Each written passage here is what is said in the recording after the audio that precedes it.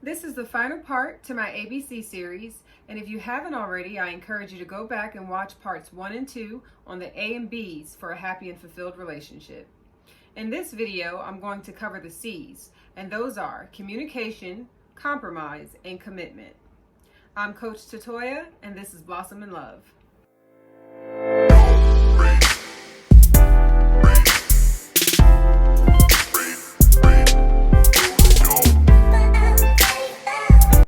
Communication is verbal and nonverbal. So not only is it important that you're able to articulate your own feelings, but being a good communicator also requires you to be a good listener. Being present and giving your partner your undivided attention demonstrates consideration, shows interest, and will make your partner overall feel more supported. Connections are deepened when both people feel that their ideas, opinions, and point of view is valued and appreciated by the other person. In a relationship, our actions and behaviors speak volumes, and there are healthy and unhealthy ways to get your point across. The silent treatment, combative, aggressive, verbally abusive screaming matches are all ineffective and detrimental ways of expressing ourselves. Always think about what you say to your partner before you say it, because once you throw it out there, it's out there. And there's no way to take it back, even if you feel remorse. Successful disagreements require emotional maturity, and that means that both people are solution focused and actually wanting to resolve the problem. It requires both people to be able to hold themselves accountable and to express themselves in a respectful manner without unnecessarily escalating the situation into a nasty and unproductive fight. Relationships should feel like partnerships, like you're on the same team. If your man or woman feels like your enemy or your opponent all the time, then there's probably an issue in the communication department. Now, if this proves to be entirely too difficult or just a major challenge for either you or your partner, I encourage you to seek help from a professional. A relationship coach may be able to help you find more effective ways to improve your communication. Okay, so now let's talk about compromise. Compromise is different from compliance.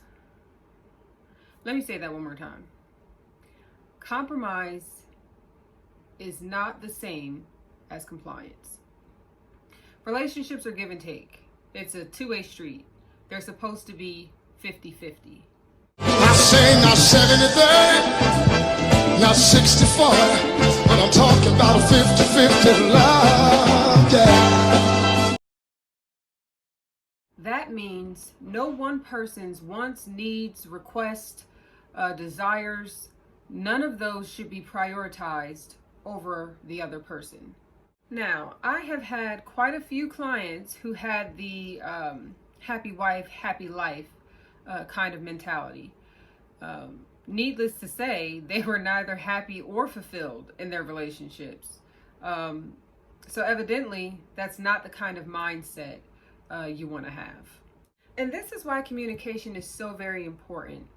Both people need to be able to express themselves so that both opinions are heard and accepted. And this allows people to meet somewhere in the middle or come up with an agreement that they're both satisfied with. No person should leave a conversation feeling like they had to just give up or give in, because that's more like settling or acting out of compliance. Okay, so now that we've talked about communication and compromise, let's talk about commitment. Now, I'm sure we all can agree that relationships are not easy. They are not easy by far. They require a lot of sacrifice. You have to give a lot of yourself. But if you're willing to commit to the process, it does pay off. Your relationship intimacy, your trust, your overall bond, it does grow stronger. If you've decided that this relationship is worth keeping, you have to be willing to put in the extra effort and time when it's necessary. I always tell my clients, look, if you love this person and it's worth fighting for, you have to have a whatever it takes kind of attitude. When we choose to commit ourselves to someone and a relationship, that indicates that we're willing to hold ourselves accountable for our behaviors and our words.